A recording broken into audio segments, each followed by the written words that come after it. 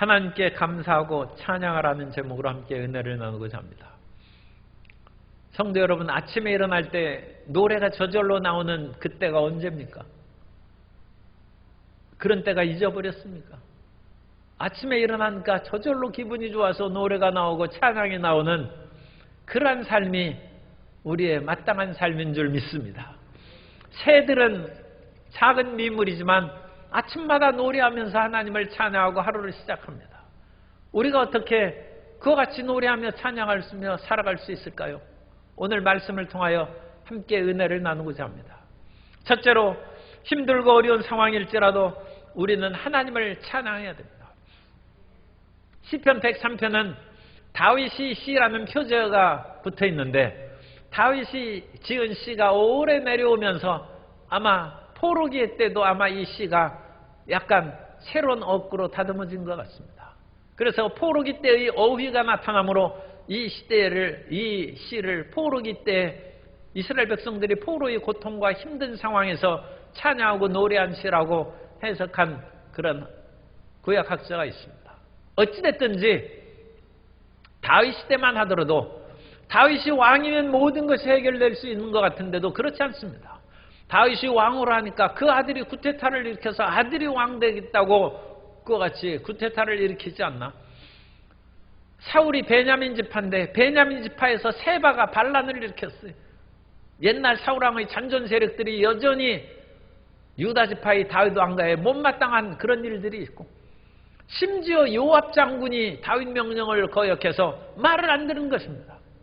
다윗이 요압을 죽일 수 있지만 죽을 때까지 참았어요. 그리고 솔로몬에게 그가 죄를 지었은즉 그로 평안히 그같이 죽지 못하게 하라고 함으로 그를 처형을 유언을 남겼어요. 나무가 크면 그야말로 가지 않는 나무 바람잘 날이 없다고 근심과 고통이 더 많은 것입니다. 그럼에도 불구하고 다윗은 아침에 일어나면, 새벽이 되면 하나님을 찬양하기로 결단을 내렸어요. 비파야 수금아, 내가 새벽을 깨우리로다. 비파 수금으로 하나님을 찬양하면서 시작한 것입니다. 그리고 오늘 말씀에도 내 영혼아 야훼를 송축하라. 내 속에 있는 모든 것들아 그의 거룩한 이름, 그의 성호 송축하고 찬양하라고 얘기하고 있습니다. 여기서 내 영혼이라는 것은 네페시라는 히브리어를 사용하고 있는데, 이 네페시가 인간 존재입니다. 좁게 얘기하면 인간의 혼을 말합니다. 인간에게는 영과 혼과 육이 있는데, 작게 얘기하면 네페시는 혼을 얘기하지만, 하나님께서 사람을 창조하실 때 흙으로 사람을 만드시고 흙은 몸입니다.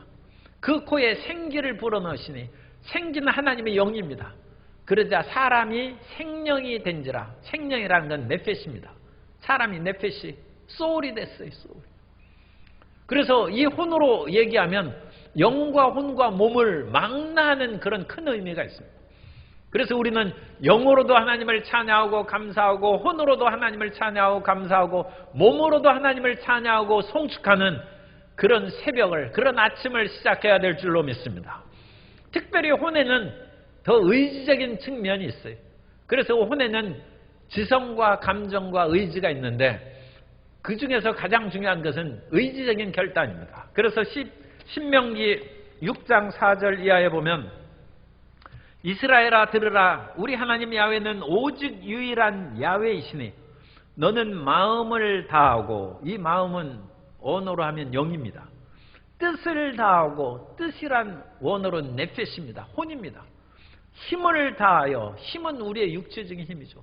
그래서 영과 혼과 육을 다하여 하나님을 사랑하라 그랬는데, 두 번째 뜻을 다하여란 뜻이 네페시, 혼입니다. 그래서 우리는 하나님을 찬양하기로 뜻을 정해야 됩니다. 하나님을 찬양하며 살기로 결단하는 새해가 되시기를 예수님 이름으로 축원합니다.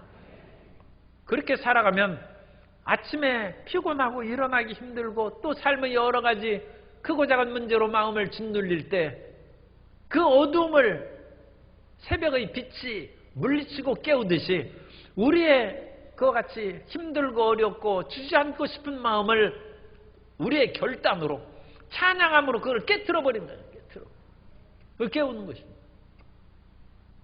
그렇게 찬양을 시작하면 내 속에 있는 모든 것들이 하나님을 찬양하기 시작하는데 우리 몸에 있는 세포까지도 하나님을 찬양한다는 거예요.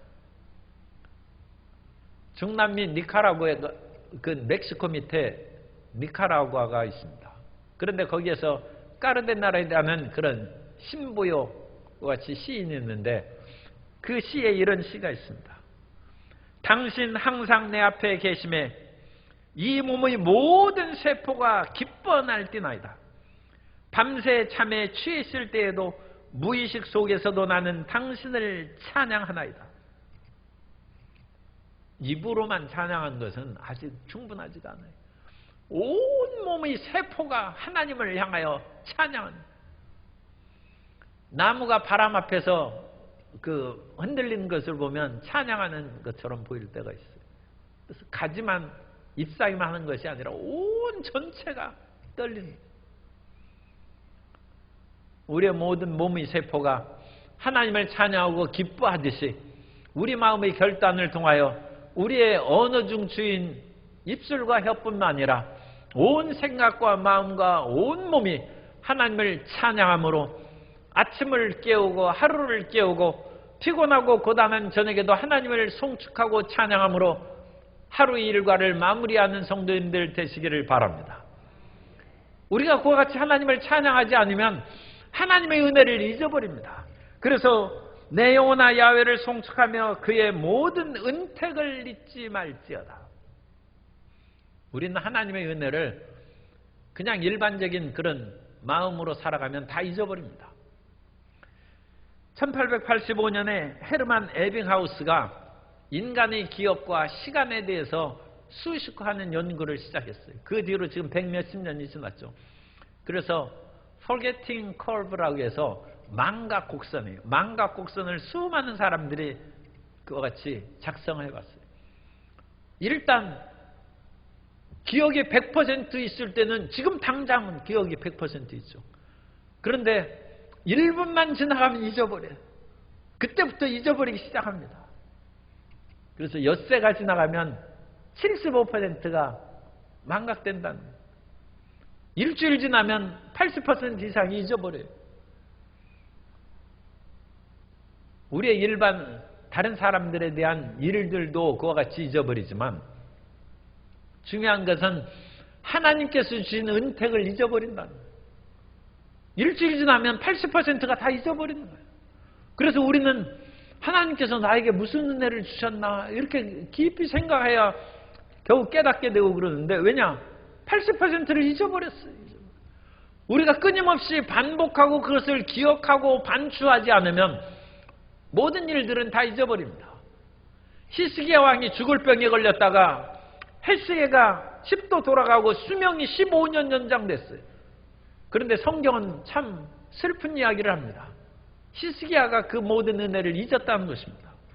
역대하 32장 24절 이하에 보면 그때 히스기야가 병들어 죽게 되었으므로 야훼께 기도하며 야훼께서 그에게 대답하시고 또 이적을 보이셨으나 히스기야가 마음이 교만하여 그 받은 은혜를 보답하지 아니하므로 진노가 그와 유다와 예루살렘에 내리게 되었더니 헬시가 뒤로 물러가는 이적으로 그를 치료하셨는데 그 마음이 교만하여 그를 잊어버리고 보답하지 않았다는 것입니다. 사람은 같이 망각의 존재입니다. 이스라엘 백성들이 40년의 광야 생활을 끝마치고 이제 젖과 꿀인 땅으로 들어가기 위해서 모압 평지에 이르렀을 때 모세가 사람은 잊어버리는 것, 특히 이스라엘 백성들은 목이 곧은 백성이라 하나님의 은혜를 망각함으로 하나님께서 열 재앙으로 이스라엘 백성들을 건지시고 홍해물을 가르고 만나와 메추 주신 것도 잊어버릴까 내가 염려하는데 잊지 않도록 기억하라는 것입니다.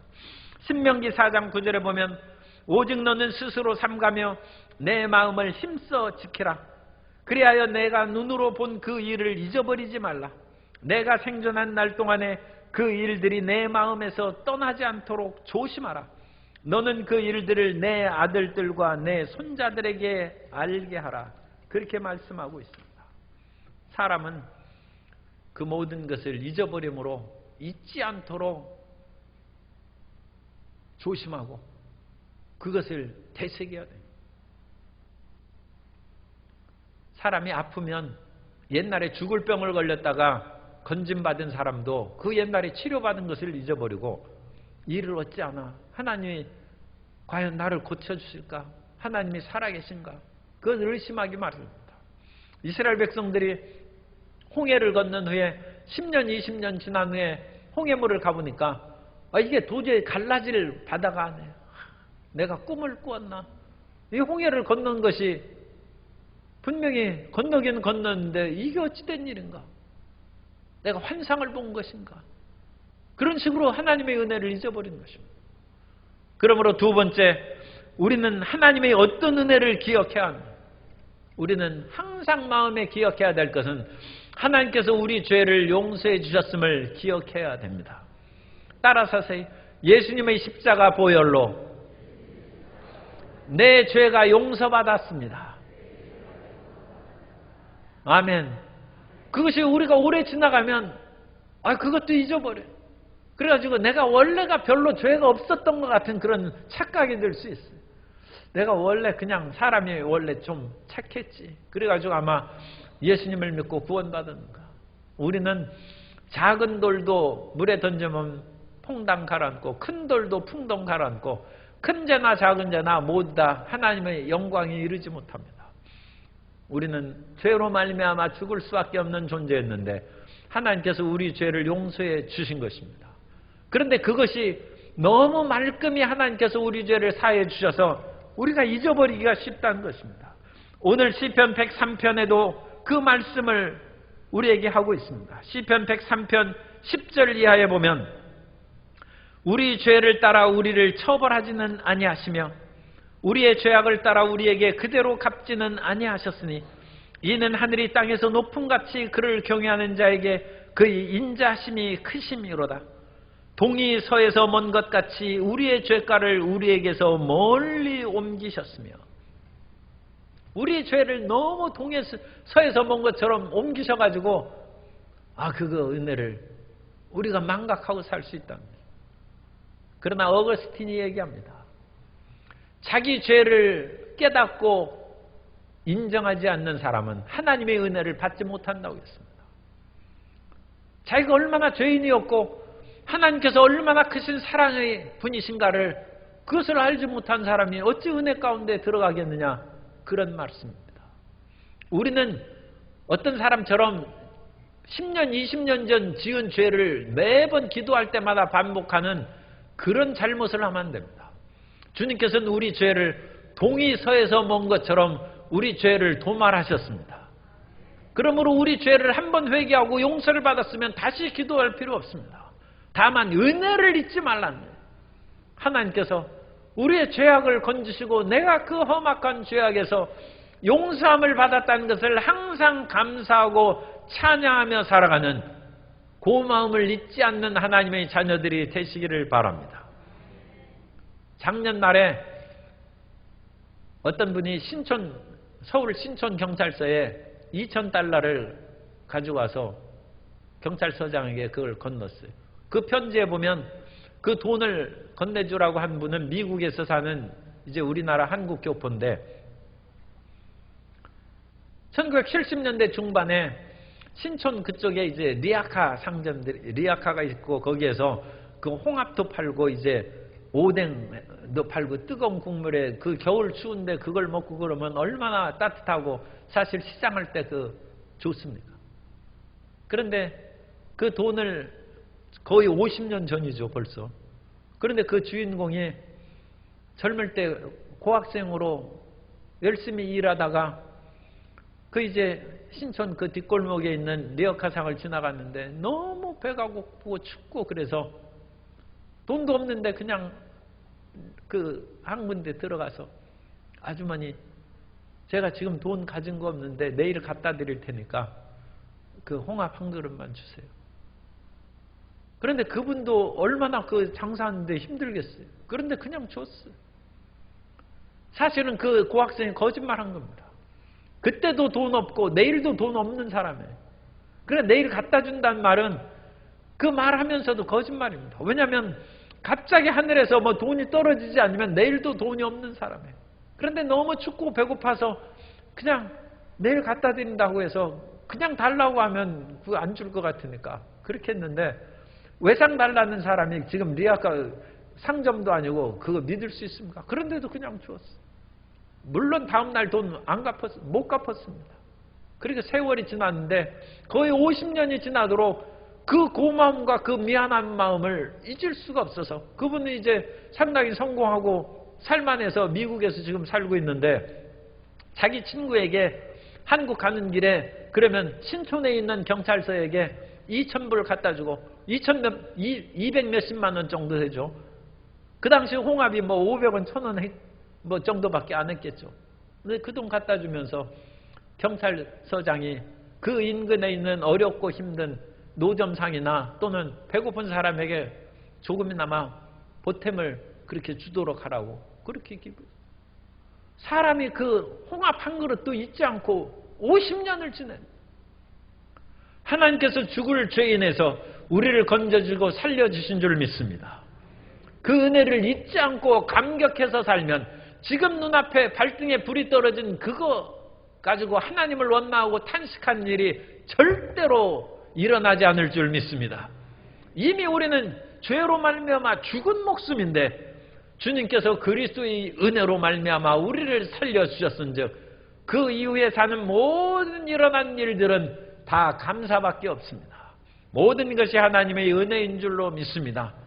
그래서 우리 죄를 사하시고 용서하신 것을 우리가 믿고 기억하고 새롭게 살아가야 된다는 것입니다. 뿐만 아니라 우리가 죄 용서함을 받으니까 주님께서 참으로 어마어마한 선물을 주셨는데, 그 어마어마한 선물은 우리 속에 거하시는 성령님이십니다. 우리가 예수 그리스도의 보혈로 씻음을 받으면 우리의 속사람이 거룩하게 된다. 거룩하게 된즉 거룩하신 성령이 우리 안에 임하게 되신 줄 믿습니다. 예수님의 보혈로 씻음 받지 않은 사람은 깨끗한지는 몰라도 거룩하지는 못하기 때문에 거룩하신 성령이 임하실 수 없습니다. 거룩하지 못한 사람이 성령이 임하시면 그 거룩함을 인하여 타버리고 오히려 그것으로 심판에 이릅니다. 그렇기 때문에 예수님의 십자가 보혈로 우리를 씻사 우리 죄를 용서하시고 거룩한 그곳에 성령이 임재하셔서 우리는 하나님을 아빠 아버지라고 부르짖고, 우리가 예수님을 눈으로 보지 못했습니다만 예수님은 나의 구주, 나의 주님, 나의 사랑 예수 그리스도라고 부를 수 있는 것은 우리 마음의 깊은 곳에서 성령께서 우리를 이끌어 주시고 감동 감화하시기 때문입니다. 요한복음 14장 16절 이하에 보면, 내가 아버지께 구하겠으니 그가 또 다른 보혜사를 너희에게 주사 영원토록 너희와 함께 있게 하리니 그는 진리의 영이라. 세상은 능히 그를 받지 못하나니 이는 그를 보지도 못하고 알지도 못함이라. 그러나 너희는 그를 아나니 그는 너희와 함께 거하시며 또 너희 속에 계시겠습니다. 내가 너희를 고와 같이 버려두지 아니하고 너희에게로 오리라. 주님께서 약속하신 대로 성령이 오셨습니다. 그러므로 우리가 항상 하나님의 은혜에 감사하고 살아갈 수 있는 것은 성령의 충만함을 받는 것이고, 성령의 인도하심을 받아서 기도하는 것이고, 성령의 인도하심을 받아 하루하루 살아가는 것임을 믿으시기 바랍니다. 예수님을 믿는 모든 사람들에게는 성령이 임하셨습니다. 그 성령이 임하신 것을 잘 느끼지 못한 분은 오늘부터 작정해서 하루에 시간을 정해놓고 30분 1시간 성령 받으려면 1시간 이상은 기도해야 됩니다. 기도해서 반드시 성령 충만함을 받고 방언의 은사를 받아서 예수님께서 성령으로 우리와 함께 거하신 것을 깨닫는 축복의 해가 되시기를 예수님 이름으로 축원합니다.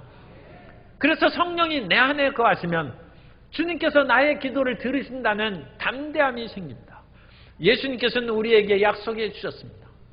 내가 너희를 떠나지만 내가 너희에게 성령을 보내주실 뿐만 아니라 내 이름으로 구하는 모든 것을 내가 시행하고 들어준다는 것입니다. 기도응답의 약속인 것입니다.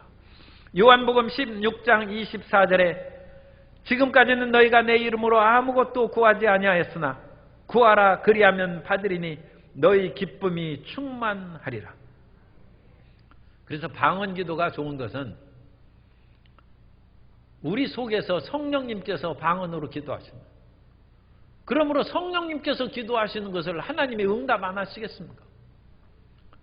우리가 기도한 것은 우리가 세상에서 죄짓고 불의하고 하나님의 뜻대로 살지 못하는 일이 종종 있기 때문에 자신감이 없을 수도 있어요. 그러나 방언으로 기도해서 성령이 말할 수 없는 탄식으로 우리를 위하여 기도해 주시는데 기도가 응답이 안 되겠습니까? 배달이 조금 늦더라도 반드시 응답을 가지고 오는 천사가 우리를 찾아올 줄 믿습니다. 작년에 인도에서 카드가 하나 왔어요. 그래서 카드를 받은 것을 고마워서 제가 카드를 사진을 찍어서 카톡으로 해서 보냈어요. 그랬더니 그 선교사에게 답장이 왔어요. 이것은 재작년에 보낸 것인데 어찌 1년 동안 묵어있다가 지금 들어갔는지 모르겠습니다. 그러면서 인도가 좀 늦다고 그러더라고요. 그런데 인도가 늦었는지 우리나라 우체국이 늦었는지 저는 그건 모르겠어요. 남의 나라 탓할 것은 없고 우리나라에서도 늦었든지 인도에서 늦었든지 간에 1년 만에 카드가 배달됐어요. 1년. 하나님께서 성령으로 기도하는 우리의 기도는 우리가 배달하면 요즘에는 막 즉석 배달이죠. 그래서 배달하면 1시간 만에 직접 서울에서도 배달하면 하루 만에 금방 오고 그러는데 하늘에서 올리니까 금방 오기도 하고 하루 걸리기도 하고 일주일 걸리기도 하고 한 달 걸릴 수도 있어요.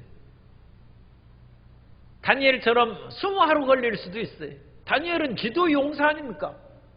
그런데도 21일 걸렸어요. 배달 받는데. 카드 받는데 저는 1년 걸렸어요. 그러나 하나님은 우리의 기도를 응답해 주십니다. 우리 옆에 계신 성도님에게 성도님의 기도는 응답받습니다. 하나님이 응답해 주십니다. 하나님께서 약속하신 대로 응답해 주십니다. 요한일서 5장 14절 이하에서 말씀합니다. 그를 향하여 우리가 가진 바 담대함이 이것이니 그의 뜻대로 무엇을 구하면 들으심이라. 우리가 무엇인지 구하는 바를 들으시는 줄을 안즉 우리가 그에게 구한 그것을 얻은 줄을 또한 아느니라. 기도하고 구한 것은 받은 줄로 믿으라. 그래야면 너희에게 그대로 되리라. 기도의 원칙이에요. 기도도 믿음으로 해야지. 적지 않은 사람들이 기도한 후에 기도가 어찌 응답되겠나 그러면서 자기 기도를 스스로 던져버리는 그런 것들을 많이 듣습니다. 아니 기도를 그렇게 열심히 해놓고 무슨 기도가 응답되랴. 그러면 천사가 내려오다가 그냥 돌아가는 것입니다. 천사가 내려오다가 돌아간 얘기가 터키에서 순교자 시대 때 있습니다. 그래서 아직 기독교가 국교로 공인되기 이전에 터키에서 40명의 순교자들이 순교를 하고 있는데 얼음 속에 그 호수물을 깨서 호수물이 얼어가면서 목이 조여서 죽게 한 참 끔찍한 형벌이죠. 39명이 거기서 죽어가고 있어요. 그런데 한 사람이 도저히 못 참겠다 해서 나는 예수 안 믿습니다 하고 뛰쳐나왔어요. 그때 그것을 지키는 로마 군인이 놀라운 환상을 봅니다. 하늘에서 40명의 천사들이 면류관을 가지고 쫙 내려오고 있는데 한 사람이 물 밖으로 뛰쳐나오고 안 믿는다고 하자 그 천사 한 명이 당황해서 어쩔 줄 모르고 그냥 하늘로 다시 올라가려고 하는 거예요. 39 천사는 내려오고 그것을 보고 그 로마 군인이 깜짝 놀라서 내가 예수님 믿습니다 하고 군복을 벗어던지고 물속으로 떨어졌어요. 그 사람이 순교해서 40명이 순교한 그 순교가 오늘날 터키 유적에 있습니다. 하나님은 우리의 기도를 들어주십니다. 끝까지 믿음에서 뒤로 물러가지 않는 성도 여러분 되고 새해의 기도는 그와 같이 불태전의 기도의 용사가 되시기를 바랍니다. 세 번째로 우리의 기도를 들어주시는 하나님의 은혜와 축복은 현재 진행형입니다. 하나님의 은혜와 축복은 지금도 진행한, 하나님은 구만리장천 먼 곳에 계시고 하나님께서는 과거에 역사하신 하나님이시지 오늘날 역사하지 않는다는 그런 디이즘, 이신론은 그건 우리는 그걸 받아들이지 않습니다. 하나님은 지금도 우리 가운데 here and now, 여기에 지금 우리에게 역사하시는 하나님이신 줄 믿습니다. 하나님께서는 예수 그리스도 안에서 우리의 과거와 현재와 미래의 모든 시간을 초월하시는 능력으로 용서해 줬을 뿐만 아니라 지금도 우리가 죄를 지으면, 우리가 죄를 자백하면 저는 미쁘시고 의로사 우리 죄를 사하시고 모든 불의에서 우리를 깨끗하게 해주시는 하나님이십니다. 뿐만 아니라 이스라엘 백성들이 광야에 나와서 마라의 쓴물을 먹었을 때 나는 야훼 라파, 치료하시는 하나님이다 함으로써 그들을 치료하신 것처럼 2000년 전에 예수님께서 이 땅에 오셔서 각색 병들을 치료하신 것처럼 주님께서는 오늘날에도 이 자리에서 우리를 치료해 주십니다. 모든 병을 고치신다고 했는데 모든 병을 고친 모든 병은 타할루임이라는 히브리어를 쓰고 있는데 그것은 육체의 병을 말합니다. 유다왕 요람이 우상을 숭배해서 창자가 병 걸려서 죽었어요. 그런데 창자의 심한 병이 걸려 죽었다는 그 병을 타할루임이라는 그 단어를 씁니다. 그래서 주님께서는 우리의 육체의 병도 치료하고 모든 병이라고 했으니까 마음의 병도 치료하고 생활의 병도 치료하고 심신의 모든 병을 고치시는 하나님이십니다. 그 고치시는 하나님이 오늘 이 자리에서 성령으로 역사하고 계십니다. 그 하나님을 믿음으로 받아들이시기 바랍니다. 그래서 주님께서 우리 죄악을 사하시고 병을 고치심으로 4절 내 생명을 파멸해서 속량하시고, 우리가 파멸되지 않습니다. 죄악으로 파멸되지 아니하고 질병으로 파멸되지 아니하고 원수로 말미암아 파멸되지 아니하고 모든 생명을 파멸해서 속량하시고 인자와 긍휼로 관을 씌우신다. 다윗이 골리앗을 죽음으로 너무 젊을 때 그야말로 영웅이 됐어요. 사울이 그것을 보고 영웅이 있으면 그 영웅을 제대로 쓰면 자기도 오래 살고 나라도 블레셋의 위협에서 건짐을 받았을 텐데 블레셋의 최고 장군 골리앗을 죽인 다윗을 죽이려고 하니까 나라 꼴이 그게 되겠습니까? 그러니까 이 나라의 지도자들은 인재를 키워야죠. 그래서 사울은 블레셋에 의해서 나라가 위협을 당하니까 골리앗을 물리친 다윗을 주셨는데 사울은 자기 왕 자리만 빼앗길 거 그거 두려워해서, 다윗은 절대로 사울 왕 자리를 빼앗을 사람이 아니에요. 왜냐하면 그 후에도 쫓겨다닐 때 사울을 죽일 기회가 있는데 안 죽이지 않습니까? 하나님의 기름 부음 받은 자를 내가 왜 죽이느냐. 그리고 다윗은 블레셋에서 이스라엘을 구원할 자로 하나님이 세우셨는데 사울은 믿지 못하는 것이죠. 그래서 다윗을 죽이려고 쫓아다니다가 그건 실패하고 오히려 블레셋에게 사울은 죽었습니다. 다윗이 있었으면 사울이 블레셋에 안 죽었을 수도 있어요. 그런데 그런 비극적인 결말을 사울이 당한 것입니다. 그런데 그와 같이 다윗이 쫓겨다니면서 얼마나 힘들게 살아갔겠어요. 그런데 그 속에서도 내가 사망의 시편 23편 4절의 말씀입니다.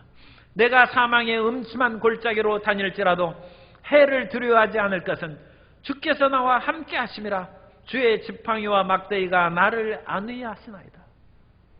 다윗이 도망다니고 힘든 사망의 골짜기를 다닐지라도 하나님이 함께 계심으로 내 생명을 파멸해서 속량하셨다.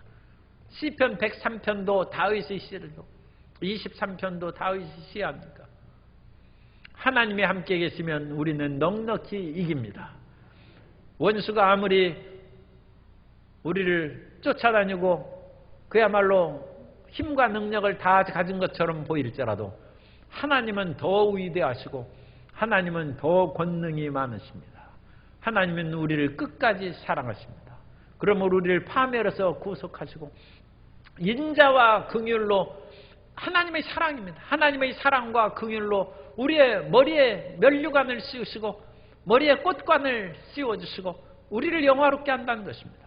그러므로 시편 23편에서 다윗은 다시 또 노래합니다. 하나님께서 원수의 목전에서 내게 상을 베푸시고 기름으로 내 머리에 바르셨으니 내 잔이 넘치나이다. 그 하나님의 인자하심과 사랑이 항상 우리 성도님과 함께 계신 줄 믿습니다. 그래서 시편 63편 3절을 공동 번역으로 읽어드리면 당신의 사랑 이 목숨보다 소중하기에 이 입술로 당신을 찬양하리이다. 우리 목숨보다 하나님의 사랑은 더 위대하고 더 큽니다.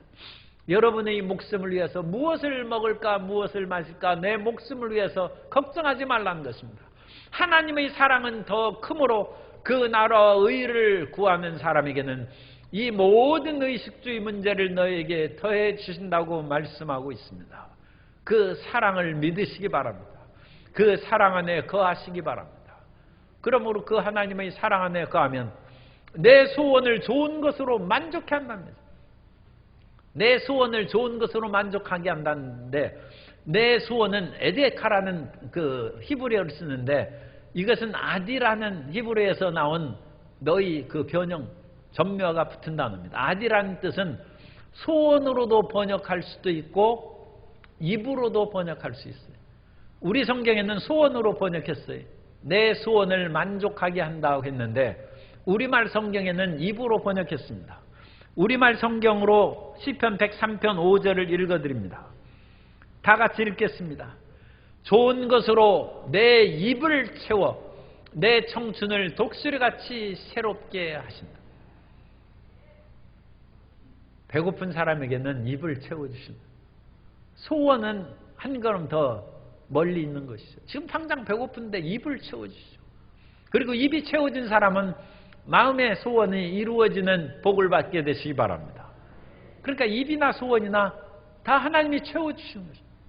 하나님이 함께 계시면 우리의 입으로도 넘치도록 부어주셔서 우리의 영혼이 만족하게 되고 우리의 마음의 소원도 이루어져서 우리의 삶이 평탄하고 머리도 위에 있는 복을 내려주심으로 그러면 우리가 뛸 듯이 기뻐하죠. 우리는 뛸 듯이 기뻐한다고 표현하는데 성경에서는 독수리가 날개치며 날아옵니다. 같은 말입니다만 독수리가 날개치며 날아오는 것이 훨씬 더 크고 웅장하죠. 하나님 앞에 감사하고 그 모든 은택을 잊지 말고 하나님을 송축하면 주님께서 우리의 심신을 치료하시고 우리의 소원을 만족하게 하시고 우리의 입을 먹을 것으로 풍성하게 채워주셔서 밥 먹어야 기운이 나죠. 독수리가 날개치며 날아오는 것 같은 새 힘을 얻고 살아가는 새해가 되시기를 예수님 이름으로 축원합니다. 우리는 하나님께서 주신 은혜를 잊어버린 것이 인간입니다. 인간은 마음과 곡선으로 끊임없이 밑으로 내려가는 거예요. 일주일 지나면 80%가 잊어버려요. 하나님의 은혜를 잊지 않는 성도 여러분 되시기 바랍니다. 그 은혜를 기억하고 그 은혜 가운데 죄를 용서해 주시고 우리 병을 고쳐주시고 우리의 모든 삶을 돌봐주신 것을 잊지 않고 기억하면서 아침을 깨워 찬양하고 저녁에 잠들 때에도 힘들고 어렵고 오늘 너무 고단했다 하면서도 그런데도 내가 살아서 잠을 자니 하나님 감사합니다. 하나님을 찬양하고 감사하면 주님께서 내 소원을 좋은 것으로 만족해 하시고 내 입술을 채워 풍성하게 하시고 독수리가 날개치며 날아오는 것 같이 강건한 복을 내려주셔서 비상하는 새해가 되고 날아오르는 새해로 복을 내려주실 줄 믿습니다. 그 위대한 축복과 사랑으로 새해를 승리하고 비전과 그 꿈으로 도전에 응해서 승리하는 우리 모든 성도님 되시기를 예수님 이름으로 축원합니다.